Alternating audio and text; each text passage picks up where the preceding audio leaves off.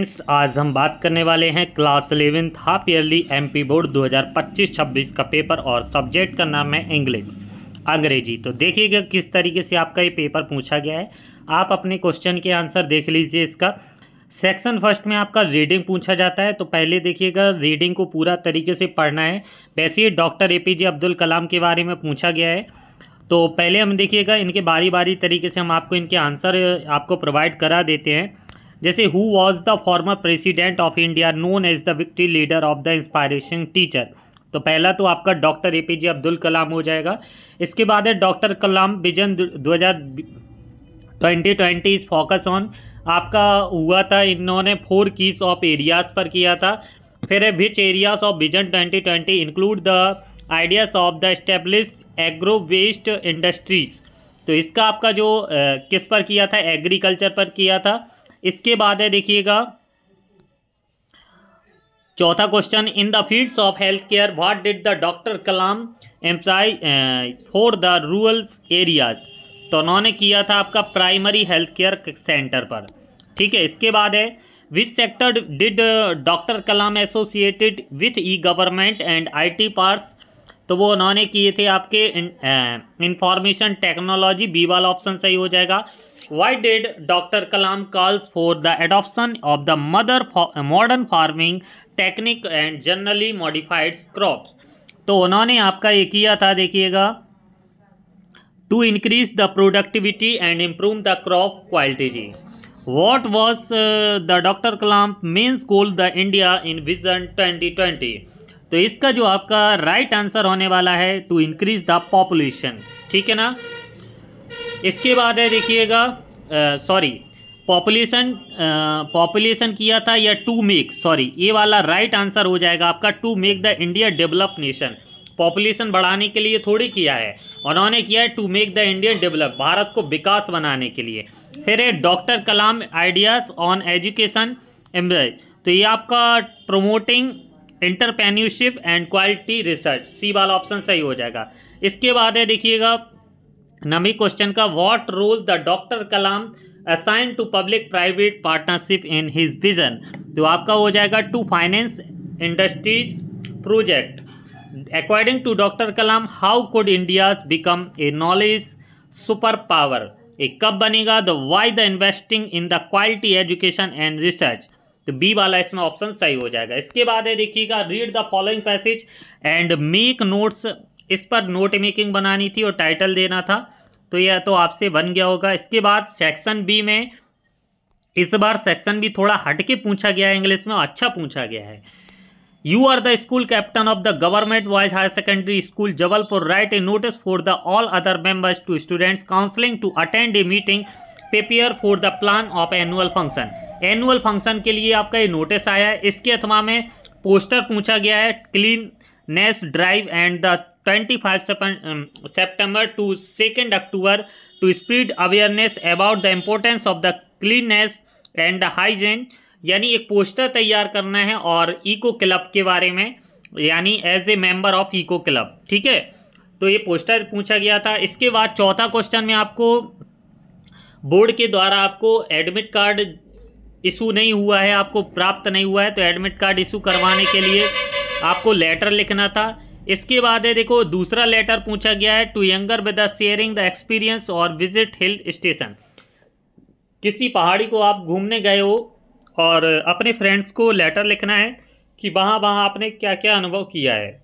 Right A articles any one the following topics in about 120 words.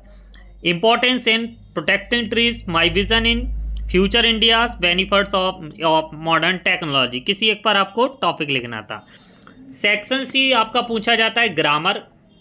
तो fill in the blanks, any कोई 5 करनी थे, आपको 6 दिए गए थे।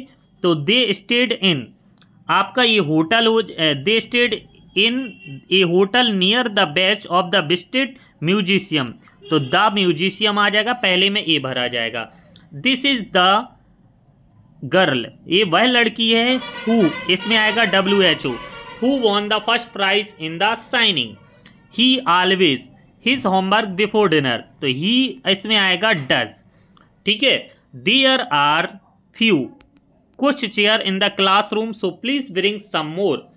इसमें आएगा मस्ट, क्योंकि जहाँ पर मस्ट का प्रयोग वहाँ पर होता है जहाँ पर कोई चीज़ अवश्य करने के लिए की जाती है, और गाड़ी चलाते समय आपको हेलमेट पहनना है तो अवश्य पहनना है। He was born in Mumbai, इसमें आ जाएगा इन मुंबई। फिर है do as directed, I bought a book, the book was published in Germany.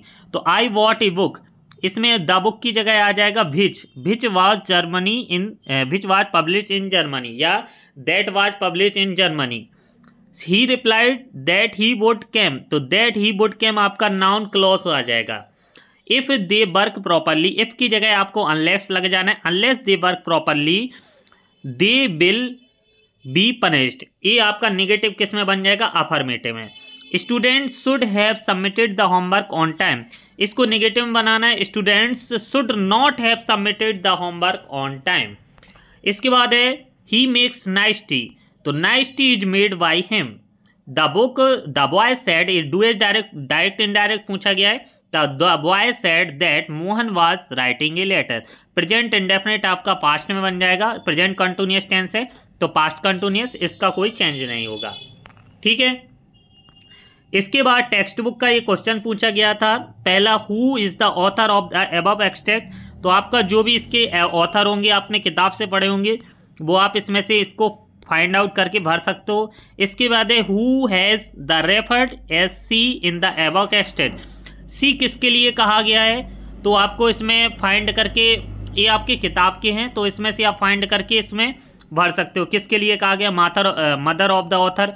फिर है विच words the extent means of the picture of the fish, किसके लिए, टर्बन, बियर्ड, पॉटेट, मैन पे, तो किसके लिए कहा गया है ये आपको फाइंड आउट करना है, इसको तो आप पढ़ के कर सकते हो।